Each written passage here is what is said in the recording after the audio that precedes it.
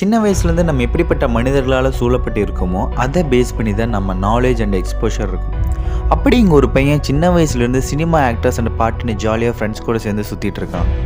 ஏன்னா அந்த பையனோட அப்பா அம்மா யூஎஸ்ஏயில் சினிமா இண்டஸ்ட்ரியில் ஒரு டேரக்டராக ஆக்டராக இருந்தாங்க. அவங்கள பார்த்து இந்த பையனும் சினிமாவில் ஆக்டர் ஆகணும்னு நினைக்கிறான். அதே மாதிரி ஆக்டரும் ஆகிட்டான். பட் ஸ்டார்டிங்கில் இருந்தே பார்ட்டி கேர்ள்ஸ்னு சுற்றிட்டு இருந்த இந்த பையனுக்கு அதெல்லாம் இல்லாமல் இருக்க முடியல. அது இன்னும் மோசமாக போய் ட்ரக்ஸ் யூஸ் பண்ணி அரெஸ்ட் ஆகிறான். கண்டிஷனல் பெயிலில் கூட்டிகிட்டு வந்து மூவிஸில் நடிக்க வைக்கிற அளவுக்கு தான் அந்த பையன் அப்போ இருந்தான். அந்த டைமில் சினிமா இண்டஸ்ட்ரியில் இவருக்கு என்ன நேம் இருந்துச்சுன்னா நல்ல ஆக்டர் தான், டேலண்ட் இருக்குது. பட் இந்த பையனை வச்சு படம் எடுக்கிறது தான் கஷ்டம்னு சொன்னாங்க. நம்ம ஊரில் இப்படி ஒரு டேலண்டான ஆக்டர் இருக்கார், அவர் மட்டும் ஆக்டிங்கில் ஃபோக்கஸ் பண்ணியிருந்தா இன்றைக்கி தமிழ் சினிமாவில் அவருக்கு இருக்க மரியாதையே வேறு. நேம் தெரிஞ்சால் கமெண்ட் பண்ணுங்கள். ஸோ இந்த ஆக்டரை வச்சு யாரும் படம் எடுக்க முன் வரலை. லவ் பண்ண பொண்ணை விட்டுட்டு போகிறாங்க. சின்ன வயசில் இருந்து ஆக்டர் ஆகணும்னு ஆசைப்பட்டு அதுக்காக உழைச்சி தன்னை தயார்படுத்தி நல்ல நடிகன்னு பெயர் எடுத்தும் இவரோட இந்த ட்ரக் அடிக்ஷனால் ஹீரோ ஆக வேண்டியது. ஒரு நாள் அவர் தன்னையே கேள்வி கேட்டுக்கிறாரு, நான் ஏன் பிறந்தேன், ஏன் வாழணும், ட்ரக்ஸ் யூஸ் பண்ணி எங்கே விழுந்து கிடக்கவா இல்லை பெரிய ஆக்டராகி சரித்திரம் படைக்கவா? இதுக்கெல்லாம் காரணம் அந்த ட்ரக்ஸ் தானேன்னு எல்லாத்தையும் தூக்கி போடுறாரு. New life begins from here. ஃப்ரெண்ட்ஸோட ஹெல்ப் மூலிமா மறுபடியும் சினிமாக்குள்ளே நியூ என்ட்ரி கொடுக்குறாரு.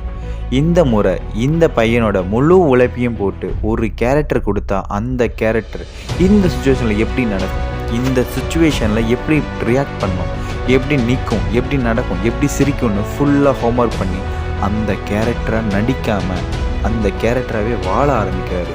இப்படி தான் நம்ம ரகுவரன் சாரும் எந்த கேரக்டர் பண்ணுறாரோ அந்த கேரக்டராகவே தான் ஷூட்டிங் இல்லாத சமயத்திலும் கூட பிஹேவ் பண்ணும். அவர் அப்பா ரோலில் ரொம்ப கேரிங்கான அப்பாவாக நடித்தா அவரோட பசங்க கிட்டையும் அப்படியே நடந்து போகிறான்.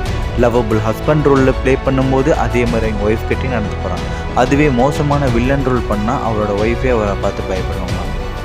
ரகுவரன் சார் கதையில் வர பையனும் இதே மாதிரி தான் எந்த கேரக்டர் கொடுக்குறாங்களோ அந்த கேரக்டராகவே வாழ ஆரம்பிக்கிறாங்க. அதுக்கப்புறம் சொல்லவா வேணும், நடித்த படம் எல்லாமே ஹிட் ஆகுது. சினிமா இண்டஸ்ட்ரியில் இவரோட புகழும் நாளுக்கு நாள் அதிகமாகுது. மோஸ்ட் பெய்டு ஆக்டர் ஆகிறாரு. இதுக்கெல்லாம் காரணம் தான் as there is a woman behind this man. இப்போ டாப் ஸ்டாராக அயன்மேனாக வேர்ல்டு ஃபுல்லாக ஃபேமஸாக இருக்க அயன்மேன் ரோலில் நடித்த ரோபர்ட் டவுனி ஜூனியர் அவரோட கதை தான் இது.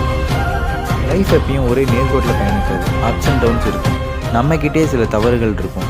இவெல்லாம் ஒரு ஆளான்னு சொல்கிற இடத்துல இருந்து ஹீஸ் மை ரோல் மாடல்னு மற்றவங்க சொல்கிற மாதிரி நம்ம அயன்மேன் மாறினது அவருக்குள்ளே நடந்த அந்த மாற்றம். நம்ம இதுக்காகவா பிறந்தோம், நம்ம வாழ்க்கை ஒரு ட்ரக் அடிக்டாக குடிகாரனாக முடியணுமா இல்லை சக்ஸஸ்ஃபுல் ஆக்டராக முடியணுமான்னு அவர் எடுத்த அந்த டெசிஷன். இந்த டெசிஷனை தான் நம்மளும் எடுக்க போகிறோம். ட்ரக் அடிக்டாக இருக்கிறதும் கஷ்டம், ட்ரக் அடிக்ஷன்லேருந்து வெளியே வர்றதும் கஷ்டம், டிசிப்ளினாக இருக்கிறதும் கஷ்டம், டிசிப்ளினாக இல்லாமல் இருக்கிறதும் கஷ்டம். நம்ம தான் சூஸ் பண்ணணும் எந்த கஷ்டத்தை சந்தோஷமாக எடுத்துக்க போகிறோம்னு. பிகாஸ் உங்கள் லைஃப்பை நீங்கள் தான் வாழணும். The choice is yours.